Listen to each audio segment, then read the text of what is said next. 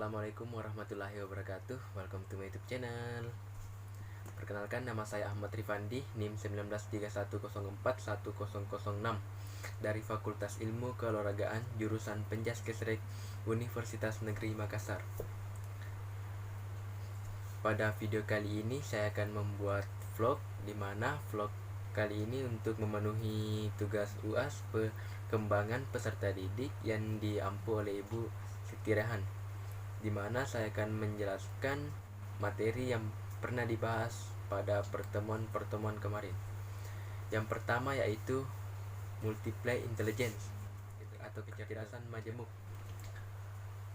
Dari pengertian kecerdasan adalah kemampuan yang terdiri dari 3 komponen, yakni kemampuan untuk mengarahkan pikiran atau tindakan, kemampuan untuk mengubah arah pikiran atau tindakan, dan kemampuan untuk mengkritisi pikiran dan tindakan dari diri sendiri. Sedangkan multiple intelligence yaitu kecerdasan yang dapat dilihat dari segi bidang kehidupan manusia, yang dimana setiap manusia memiliki kecerdasan yang berbeda-beda dan dapat menguasai komponen dari kecerdasan majemuk dan memiliki kelebihan masing-masing. Pada multiple intelligence terdiri atas pertama, kecerdasan verbal linguistik atau cerdas kata, kedua cerdas logis atau matematis atau yaitu cerdas angka, ketiga cerdas visual atau spasial yaitu cerdas pada gambar dan warna, dan keempat cerdas musikal yaitu cerdas pada bidang musik. Selanjutnya kinestik yaitu cerdas gerak, interpersonal yaitu cerdas sosial, intrapersonal cerdas diri, naturalis cerdas alam, dan terakhir eksistensial cerdas hakikat. Selanjutnya emotional intelligence atau kecerdasan emosi. Kecerdasan emosi atau EQ merupakan kemampuan untuk secara sah alasan dengan emosi dan menggunakan emosi untuk meningkatkan pemikiran. Dengan demikian, kecerdasan emosi adalah sejumlah kemampuan dan keterampilan yang berkaitan dengan pembinaan hubungan sosial dengan lingkungan dan merujuk pada kemampuan mengenai perasaan diri sendiri dan orang lain, kemampuan memotivasi diri sendiri dan kemampuan mengelola emosi dengan baik dengan indikator. Kemampuan mengelola emosi dengan baik dengan indikator: 1. Kesadaran diri, 2. Pengelolaan diri, 3. Kesadaran sosial, dan 4. Pengelolaan relasi.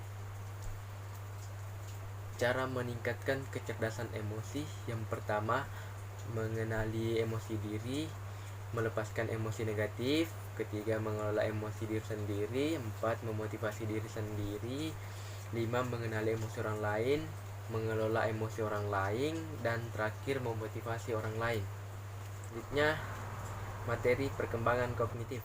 Perkembangan kognitif adalah kemampuan berpikir pada manusia. Perkembangan kognitif manusia berkaitan dengan kemampuan mental dan fisik untuk mengetahui objek tertentu, memasukkan informasi ke dalam pikiran, mengubah pengetahuan yang telah ada dengan informasi yang baru diperoleh, dan perubahan tahap-tahap berpikir. Menurut John Piaget, tahap kognitif manusia yaitu sebagai 1. Tahap sensori motorik pada umur 0 sampai 2 tahun atau masa bayi. Kedua, tahap proporsional 2 sampai 7 tahun. Ketiga, tahap operasional konkret 7 sampai 11 tahun.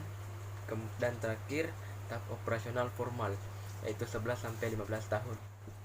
Selanjutnya, perkembangan moral dan spiritual. Perkembangan moral adalah perkembangan yang berkaitan dengan kemampuan seseorang untuk mengetahui baik dan buruknya suatu perbuatan, kesadaran untuk melakukan perbuatan baik, kebiasaan melakukan baik, dan rasa cinta terhadap perbuatan baik.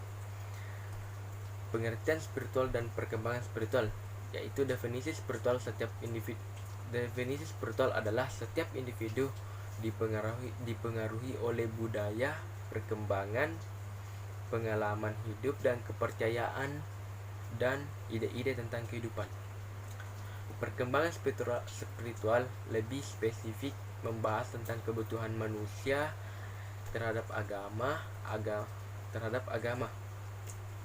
Agama adalah sebagai sistem organisasi kepercayaan dan peribadatan di mana seorang bisa mengungkapkan dengan secara lahiriah mengenai spiritualisnya.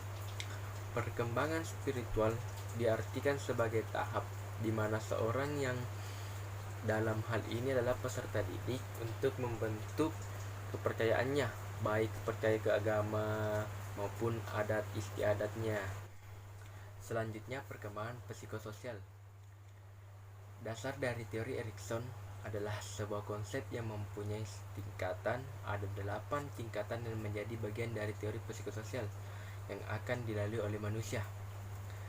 Tahapan perkembangan psikososial menurut Erikson, yang pertama yaitu munculnya percaya dan tidak percaya pada umur 0 sampai 18 bulan. Munculnya rasa percaya dan tidak percaya pada orang di sekitarnya, terutama yang mengasuhnya, seperti bayi yang mulai percaya pada ibunya atau pengasuhnya. Kedua, otonomi versus malu dan ragu pada umur 18 bulan sampai 3 tahun. Pada tahap ini, kemampuan anak mulai mengeluarkan ekspresinya. Ketiga, inisiatif dan rasa bersalah pada umur 3 sampai 6 tahun. Pada masa ini anak sudah mematangkan kemampuannya dan bertindak. Yang keempat, identitas versus kebingungan peran pada umur 12 sampai 18 tahun. Anak remaja akan mencoba banyak hal untuk mengetahui jati dirinya sendiri. Yang kelima yaitu keintiman dan isolasi pada umur 18 sampai 35 tahun. Pada tahap ini, ketika seorang merasa siap untuk membangun hubungan rumah tangga, ia akan melakukannya. Keenam, bangkit versus stagnan pada umur 35 sampai 64 tahun. Normalnya seorang sudah mapan dan dalam kehidupannya. Yang terakhir yaitu integritas versus keputusan pada umur 65 tahun ke atas. Pada fase ini, fase terakhir, seorang akan mengalami penglihatan kembali atau flashback tentang kehidupannya yang telah dijalani. Selanjutnya, perkembangan bahasa. Perkembangan bahasa secara struktural merupakan proses terjadinya kemampuan mempergunakan bahasa, mulai ucapan-ucapan yang sederhana sampai dengan kemampuan mempergunakan kata, kalimat, dan bahasa. Pada anak usia 0 sampai 6 bulan hanya mampu komunikasi lewat tangisan. Ia hanya mampu menangis di setiap dia berbahasa. Pada usia 6 sampai 9 bulan ia mulai mengerti nama orang dan benda, mulai paham konsep ya tidak habis, ya gitu. Ketiga, usia 9 sampai 12 bulan mulai menyebut mama dan papa dengan sederhana dan menengok saat namanya dipanggil. Keempat, usia 12 sampai 18 bulan. Pada usia 15 bulan ia mampu mengucapkan 3 sampai 6 kata.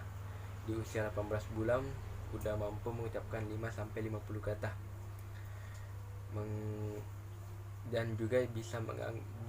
Dan juga sudah mengerti mengangguk, menggelengkan kepala untuk menjawab pertanyaan. Pada usia 18 sampai 12 bulan mereka senang mendengar cerita, 50% bicara dapat dimengerti orang lain. Pada usia terakhir yaitu pada usia 2 sampai 3 tahun pada usia ini hampir semua kalimatnya sudah dimengerti oleh orang lain. Anak mulai bisa memakai 2-3 kata per kalimatnya, sudah mengenal huruf, sudah bisa mengerti bicara-bicara orang lain. Yang terakhir, misbehave, peserta didik. Misbehave adalah sebuah perilaku yang menyimpan atau yang bertentangan, yang tidak sejalan dengan tata tertib yang dapat mengganggu proses belajar mengajar, seperti mengancam teman, mengganggu, atau melakukan kekerasan. Adapun 5 strategi intervensi perilaku-perilaku misbehave yang terjadi pada peserta didik, yaitu pertama, disiplin positif, penguatan positif dan negatif, punishment positif dan negatif, charging, dan turn out. Ya, itulah tadi penjelasan materi-materi yang sudah dibahas. Sekian dan terima kasih. Wassalamualaikum warahmatullahi wabarakatuh.